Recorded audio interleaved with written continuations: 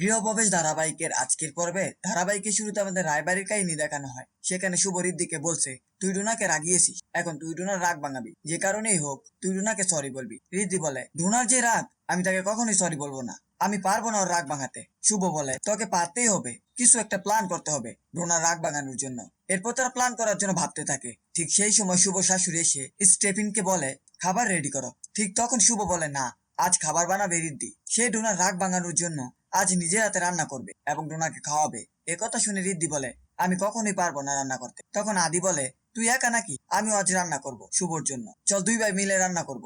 এরপর আদি এবং ঋদ্ধি দুই ভাই মিলে রান্না করে যায়। রান্না করার জন্য একে একে বাকি ছেলেরাও চলে আসে, নিজেদের বউদের জন্য রান্না করবে তাই। ছেলেদের এরকম কাণ্ড দেখে বাড়ির মেয়েরা মজা নিতে থাকে। ছেলেরা রান্না করে গিয়ে রান্না তো দূরে থাক, কাজ বেশি হচ্ছিল। কেউ ডিম নিয়ে পড়ে যাচ্ছিল, কেউ ময়দা নিয়ে পড়ে যাচ্ছিল, কেউ তো ব্যালেন্ডার মেশিন চালাতে গিয়ে পড়ে যাচ্ছে। এসব দেখে শুভ শাশুড়ি বলে, রান্না করে যে অবস্থা করছে, আজকে মনে হয় না আমাদের খাবার জুটবে। শুভ ঠাম্মি বলে, একটা দিন তো ছেড়ে দাও না ওদের। এরপর সেখানে ডোনা চলে আসে। শুভ ডোনাকে বলে, দেখ বাড়ির ছেলেরা আজ রান্না করছে। ডোনা বলে, আমার খিদে নেই। শুভ বলে, এরকম কেন করছি, ঋদ্ধি তোর জন্য রান্না করছে। অন্যদিকে ঋদ্ধি রান্নাঘর থেকে ডোনাকে বলে, আচ্ছা ঠিক আছে।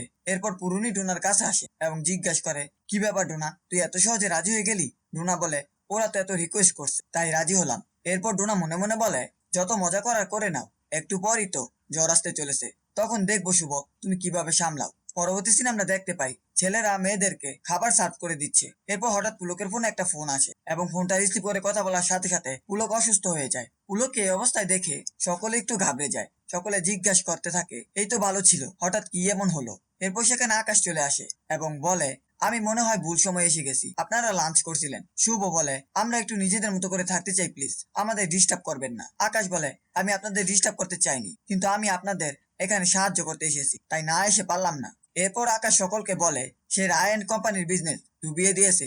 এই কথা শুনে তো সবাই পুরো অবাক হয়ে যায়। তখন সকলে পুলককে জিজ্ঞেস করে, এসব কি বলছে আকাশ? পুলক বলে, রায় অ্যান্ড কোম্পানির শেয়ার আকাশ কিনে নিয়েছে, এখন এই কোম্পানির মালিক হচ্ছে আকাশ। তার কথা শুনে তো সকলেই অনেক ভেঙে পড়ে এবং কান্নাকাটি করতে থাকে। এরপর আকাশ বলে, আমি বলেছিলাম না আমাকে চ্যালেঞ্জ না করতে, আমার সাথে ঝামেলা করে কি হলো দেখলেন তো, সবে তো আপনাদের বিজনেস ডুবেছে। এখন আপনাদের কিন্তু অনেক বড় একটা লোন রয়ে গেছে আমার কাছে, আমি আপনাদের বিজনেসের জন্য টাকা ধার দিয়েছিলাম, এখন সেই অ্যামাউন্ট সুদে আসলে অনেক হয়ে গেছে, এটা আমার এখনই ফেরত চাই। এসব কথা শুনে বাড়ির সকলেই আরো বেশি ভেঙে পড়ে। তবে রুনা মনে মনে অনেক খুশি হয়।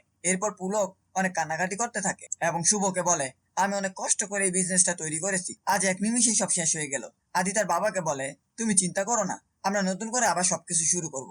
শেষ দিনে শুভ আকাশের সামনে যায় এবং আকাশকে বলে, আপনি এত বড় একটা শয়তান আমি বুঝতে পারিনি, আমি আপনাকে ভালো মানুষ ভেবেছিলাম, কিন্তু আপনি এরকমটা করতে পারলেন।